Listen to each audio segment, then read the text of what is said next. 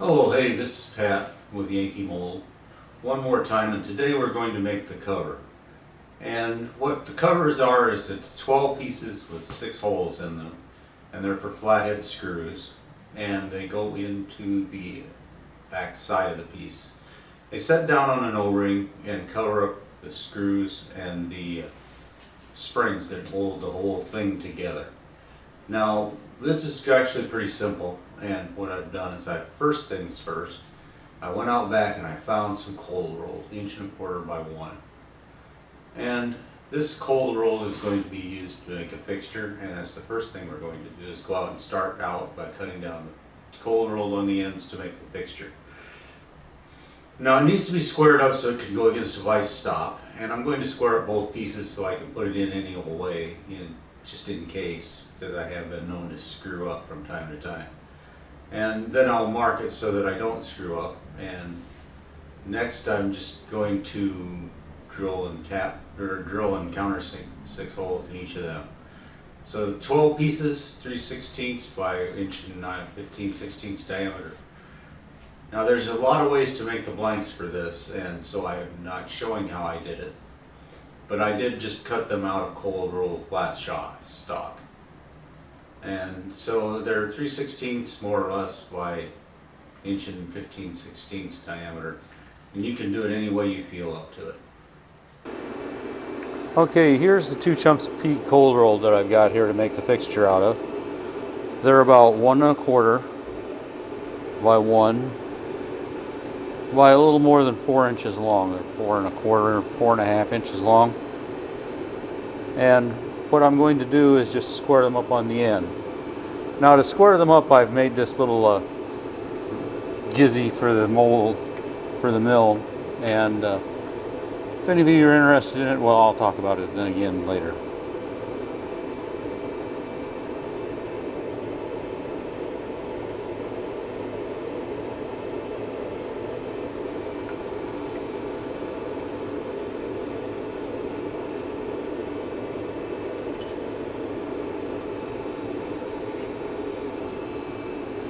Okay, there we go.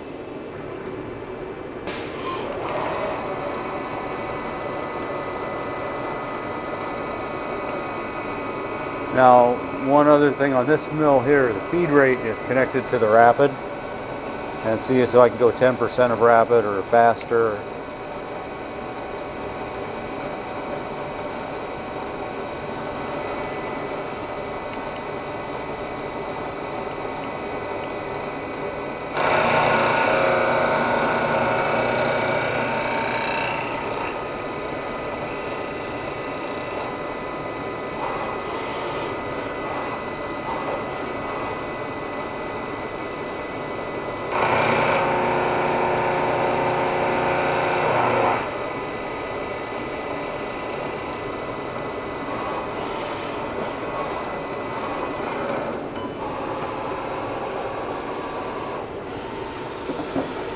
Now these 2 pieces squared up on one end, I'm now going to mill off these to length, and I'm just going to mill the other end a little bit here, and then that way if I screw up, it won't be the end of the world.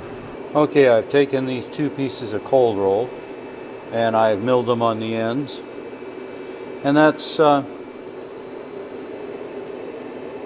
don't care what length they are, etc., etc., etc.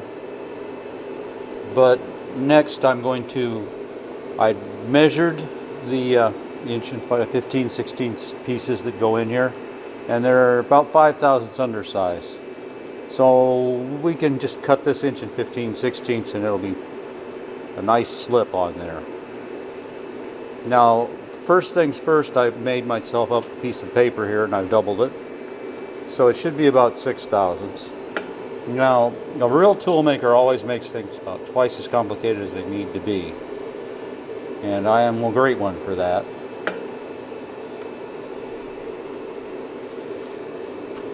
And so with both these pieces in here, I'll tear off this chunk of paper.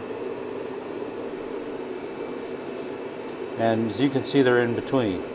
Now I need to come out 1.25 inches from this back jaw, and I happen to know where that back jaw is. It's at G5600.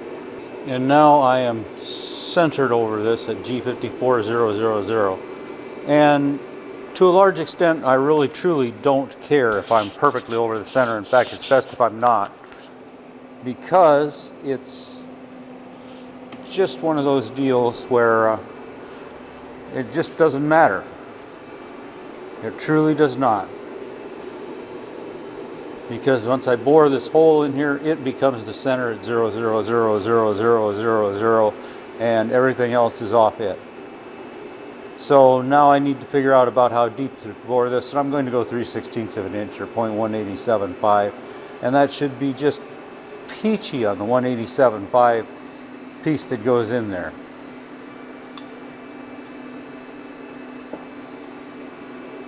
So now I need to change out my cutter, mounted in a 3/8 end mill, and I'm ready to cut my inch and 15/16 diameter in here, 3/16 deep. Now this can be, I could put 2 in, but there's only 12 pieces, so I'm not going to, because the extra tool changes just aren't going to take that much. It's just not worth the effort. So here we go. Inch and 15/16.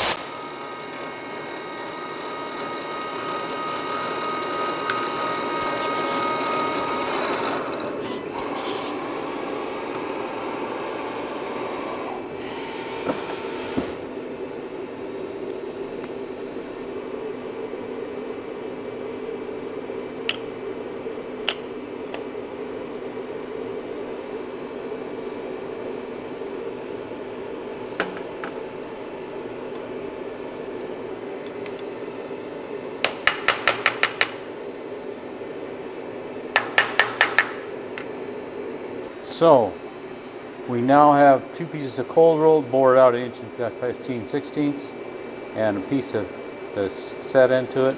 I know where 00 is, and now I'm going to set up my tools to drill and countersink these 6 holes into this.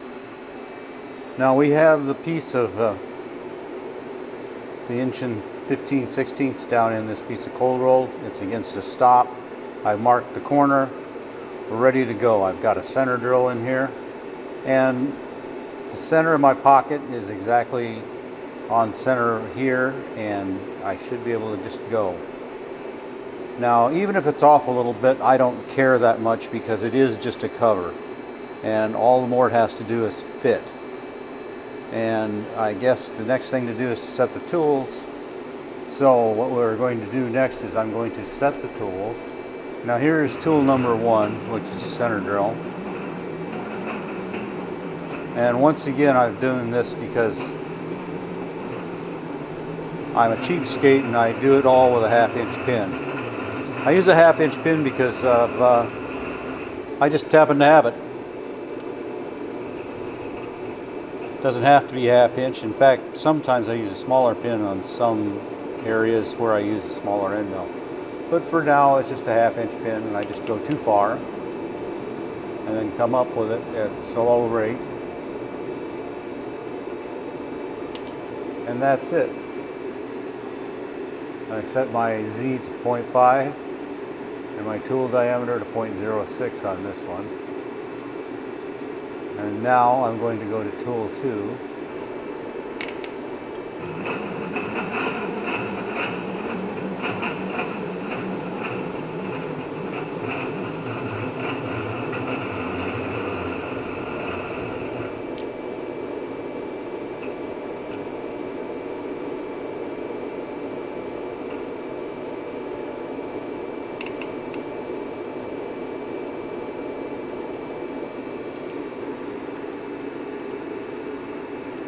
Now, by looking at my offsets here, I can see that I've changed to the tool numbers 1, 2, and 3. And number 3 is the one that's in there right at the moment. Okay, so now I've got 1, 2, and 3 in here, and that's it. And I like to clear that out. And matter of fact, at the end of this program, I'll show you that I clear out the offsets because I just don't want to screw up. Now, there's 12 of these, and 12 times 6 is a lot, and so I'm going to run coolant.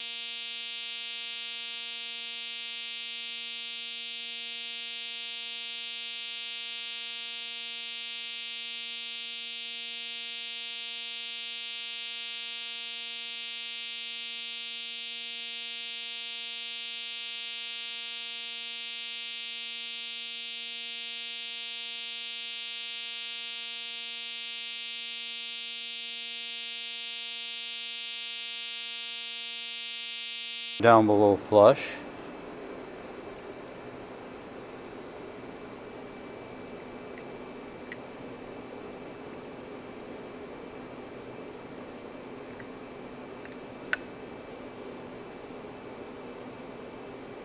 And the holes line up, but it doesn't go down. And I wonder why. Oh well, we're not going to worry too much about that right this second. The reason is why I'm not going to worry about it is because I can always have it bang it with a hammer.